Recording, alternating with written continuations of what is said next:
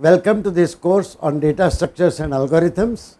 Last time we saw what a binary tree is. Today we shall look at the traversal of the binary trees.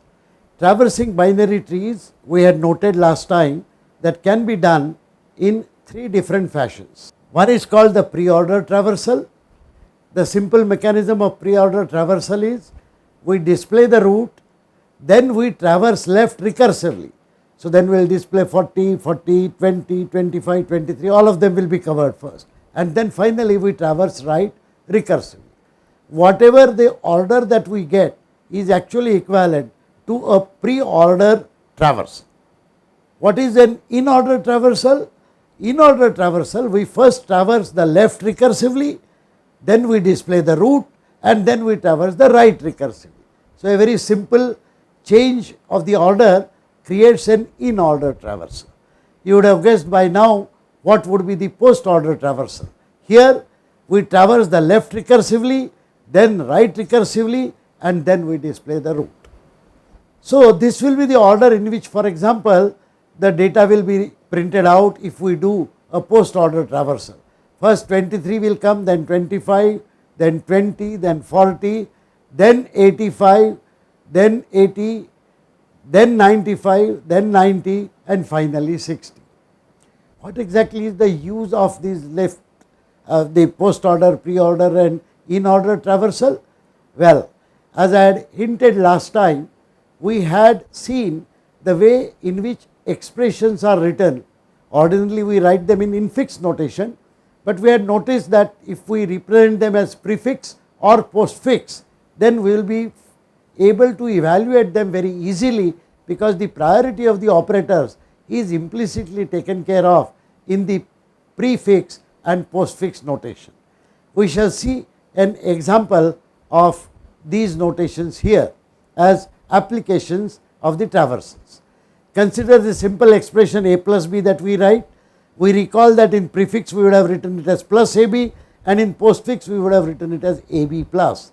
If we create a binary tree with plus as the root and parent and a on the left, b on the right, you will notice that if we traverse it in order, pre order and post order, we will get exactly this sequence of symbols appearing as output.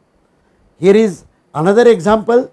A plus b multiplied by a minus b is a way in which we normally see this as an infix operator.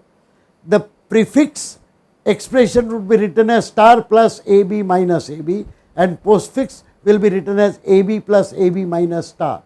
Notice that if the tree is constructed like this, then in order traversal, pre order traversal and post order traversal will give us exactly these three types of expressions printed out.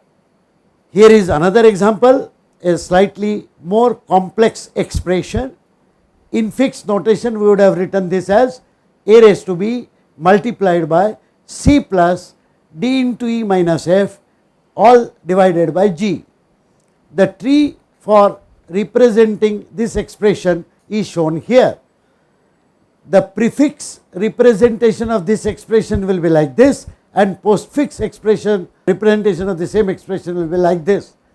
You will see by doing the in order traversal, pre order traversal and post order traversal, you will get exactly this sequence of symbols coming out from the traversal of this tree. It is interesting to note that in all the trees which we have used to represent expressions, all operands like a, b, c, d, e, f, g appear as leaf nodes.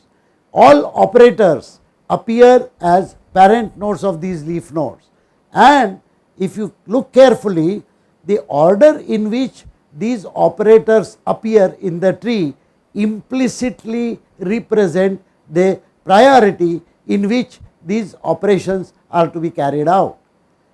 This is exactly the reason why a prefix and the postfix representation of the expression is so easily derived by pre-order traversal and post-order traversal of these trees.